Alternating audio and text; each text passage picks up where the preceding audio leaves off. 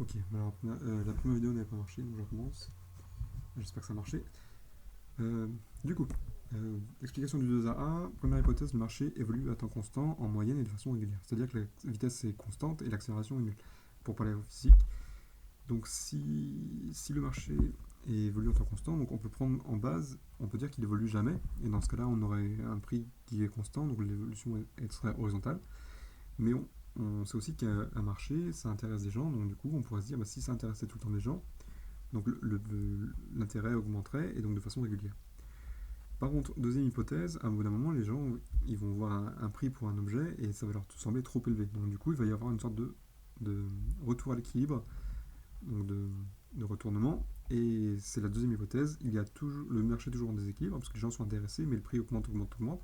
Et c'est pas forcément c'est pas forcément le prix pour lequel on serait prêt à payer enfin, de façon factuelle l'objet, donc tel qu'il le vaut vraiment. Donc du coup, le prix augmente, il est toujours en déséquilibre, et il y a un moment où on se trouve que c'est vraiment trop élevé, donc on retourne vers l'équilibre. Donc du coup, on a une évolution en 2A, et ensuite le marché peut recommencer.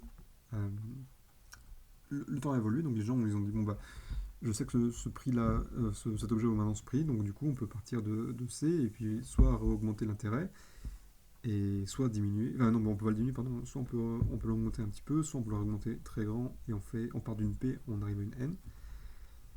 Et donc voilà, on peut faire plein de choses. Donc du coup, si on fait un tel marché, donc du coup on a une évolution en 2AA, mais comme le marché est discret, à cause du fait qu'on utilise des bougies ici, généralement, ou pas forcément des bougies, mais des ticks, etc. Donc du coup on est obligé de tenir compte de la façon discrète. Donc on est obligé d'enlever B. Donc si on compte l'évolution de A à C, on a donc 2A de A à B, et ensuite A de B à C, moins la bougie de B qui est comptée deux fois, donc on a un temps de T à C qui est en 3A moins 1 en quelque sorte. Euh, Pas forcément en bougie, mais en un temps. Euh, voilà, si. Parce que on pense que A évolue en bougie, il y a le temps de bougie, et donc on enlève la bougie de B. Donc 3A moins 1 pour le temps de A à C. Donc du coup, on, on utilise la deuxième hypothèse, pardon, la troisième hypothèse, le fait que le marché est fractal. Donc, ce que je vois ici, je peux très bien dézoomer et puis en considérant qu'une n fasse une i se placer dans une autre échelle de temps. Donc, on imagine j'ai une n et donc je me place dans une échelle de temps telle que la fluctuation, finalement, comme tu l'expliquais Hervé, on pouvait la considérer comme étant une i. Et donc, à partir dans cette échelle bleue, je vais pouvoir aussi faire une évolution en 2A. Donc, de A à D, le marché fait ce qu'il fait, et ensuite de D à E, il retourne à l'équilibre. Donc, là, je ne sais pas ce que vous cédez au début. Par contre, je sais que le marché évolue en un temps du coup, 2A. Ici, de A à B, il augmente, et de B à C, il diminue. Donc, du coup, il y a un premier temps où il fait une petite évolution en résultant, une toute petite évolution, donc de A à C, en un temps de 3A moins 1. Donc, si on veut estimer qu'il va réaugmenter après, pour respecter cette fractalité du marché en 2AA, il faut absolument que A, ça vaille 3A moins 1. Donc, le temps de C à D vaut forcément 3A moins 1 en utilisant ces trois hypothèses. Donc du coup, le temps de T à D, donc c'est 3A moins 1, moins une bougie en C, donc du coup 6A moins 3. Et si c'est 6A moins 3, du coup ça sera 3A moins 1 de D à E, parce que du coup 2A. Et l'évolution de T à E, donc si on regarde, donc de T à E, donc je l'ai noté ici, pardon, je l'ai noté, mince, je l'ai noté ici, T de A, T à E, donc c'est 3 fois 3A moins 1, moins les deux bougies, donc 9A moins 5. Donc du coup, qu'est-ce qu'on observe? Donc si jamais on considère que le marché évolue en A bougie, donc en une bougie, alors si je le dessine en une bougie, du coup il faudrait qu'il évolue finalement en une autre bougie. Mais alors je ne peux pas faire de n en deux bougies. Donc il faut forcément au minimum, plusieurs bougies. Ça va faire. Donc je peux faire trois bougies. Donc non pardon, je peux faire deux bougies. Et deux bougies, il faut que la moitié de 2 ça fait 1, il faut que j'évolue en une bougie en comptant celle du milieu, pardon. Donc du coup, je peux pas faire une évolution en 2A avec deux bougies. Donc je peux faire 3, mais dans ce cas-là, il faudrait une et demie bougie, donc c'est pas top. Donc du coup, je peux faire 4 bougies au minimum. Et dans ce cas-là, je fais deux bougies pour la BC, donc du coup j'ai bien une évolution en 2AA. En 4, 2, moins une bougie, parce que là on compte la bougie de B deux fois. Alors après je suis d'accord, on peut dire que la fin de la bougie est ici, et puis du coup de la réouvrir ici, et donc finalement il n'y a pas de bougie pour la descente. Mais là on parle en termes de bougie, donc ça c'est plus si c'est de façon continue, alors que là avec les bougies c'est discret. Donc du coup on peut faire 4, 2. Et donc du coup si on fait 4, 2, du coup il y a une évolution en 5 bougies, et du coup on est obligé de faire aussi en partant de C 5 bougies en comptant la bougie de C. Donc du coup les 5 bougies, donc 4, 5, et on voit, donc c'est la figure ici, mais on voit qu'au total, la plus petite figure que l'on puisse respecter qui respecte les 3 hypothèses, au final elle se fait en 1, 2, 3, 4, 5, 6, 7, 8, 9 bougies. Donc cette figure-là, elle respecte la fractilité, elle respecte le fait que le marché évolue à un temps constant, qu'il est toujours en déséquilibre, et du coup il va à l'équilibre, donc ici en 2 bougies, et donc on pourrait aussi continuer de D à E en faisant plusieurs bougies. Donc ce que je veux dire, c'est que c'est le plus petit nombre de bougies qui respectent cette évolution, ces trois hypothèses.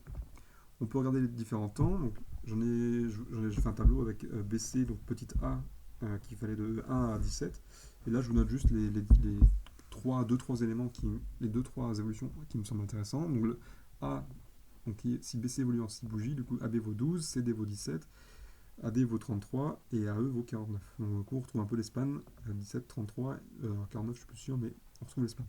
Mais le plus important c'est si on considère que BC finalement c'est une I ici, donc on peut zoomer sur BC et voir qu'on l'a fait en 9 bougies. Dans ce cas-là, AB vaut 18, 18, 17, CD vaut 26, AD vaut 51 et AE vaut 76. Donc c'est exactement ce qu'on retrouve quand on fait la SSB, du coup on s'évolue en 51 et quand on fait une ligne de prédiction, ou une de force, je sais plus, on fait en 26. Du coup on a au total AE qui fait 76. Après on peut faire BC 13, mais du coup c'est juste pour AB qui vaut 26, donc ce cas-là n'est pas très intéressant. Et du coup on pourrait se poser la question, ok j'ai 76, mais je peux aussi avoir 26 si je résous. Pour quelle valeur de A est-ce que j'ai pour quelle valeur de A est-ce que j'ai TAE qui vaut 226, un autre cycle, et donc on doit résoudre 226 égale 9A moins 5, donc ça veut dire que, donc une équation de premier degré qu'on résout simplement, donc A vaut approximativement 25,6. Donc ça veut dire 26, on pourrait dire 26. Donc si on regarde 26, on a donc BC qui fait 26, AB qui faisait le double, donc 52, et donc du coup au total, on a 52 plus 26, donc 78 moins 1, 77, pardon. On a 77.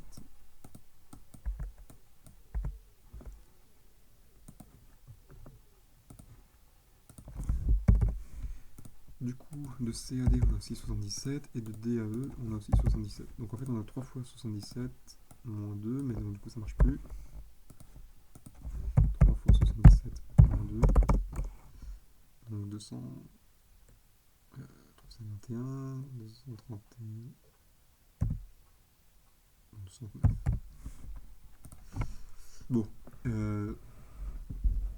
c'est pas 226, c'est presque 26 pour A. C'est parce que du coup, ici, on a considéré... Bon, c'est 26 que j'ai considéré, alors que c'est pas exactement 26, c'est 25,66. Et puisqu'il y a la bougie du milieu, qui est comptée 2 fois. Donc, bah, c'est presque 226. Et du coup, alors pourquoi j'avais pris 76 T2, A, E. Si on considère 26 ici, mais du coup, on peut aussi considérer que ici, ça serait mon point A. Si, c'est ça. On pourrait aussi considérer que de T de A à E, je peux très bien avoir AD ici, E ici, et donc du coup, on retrouverait les... Donc 3A moins 1, 3A moins 1, 3A moins 1. Du coup, 60... Alors, bon, là je suis fatigué, je vois plus tout. Donc 76, de A à E 76, 76 de E à F, et 76 de F à G. Et du coup, là, on retombe sur nos pattes.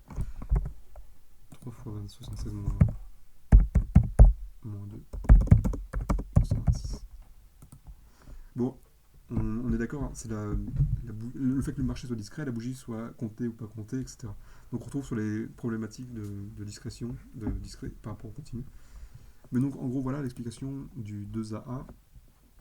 C'est juste en basant sur ces trois hypothèses, qu'est-ce que l'on observe, qu'est-ce qui apparaît d'intéressant, et finalement on se rend compte que bah, c'est l'espagne qui apparaît. La plus petite figure qui puisse tenir compte de 2AA et qui respecte la fractalité, c'est la figure à 9 bougies, qui est ici avec un seul retournement. Et en partant de là, on peut dire que bah, si je fais baisser qui vaut. Enfin, si je considère que c'est comme le marché fractal, que c'est une fluctuation n qui devient une vague i, donc du coup, ici je le fais en 9, et finalement on voit que le span CD fait 26, AD 51, 76, et puis on peut retrouver pareil, si on fait 76, si on fait 26, on a etc. 226, on peut retrouver, je suis sûr qu'on trouve tous les autres cycles possibles, si on prend A qui vaut euh, euh, du coup 9, 26, etc. etc. Bon voilà, je ne vais pas m'envoyer plus loin, je vais arrêter là pour ce soir, et donc voilà l'explication. Si ça te paraît cohérent, Hervé, bah si tu arrives à expliquer mieux, bah vas-y, fais-toi plaisir sur les vidéos. Et sinon, bah, j'espère que vous avez appris au moins quelque chose, enfin une explication potentielle si ça vous semble intéressant. Voilà. Allez, bisous.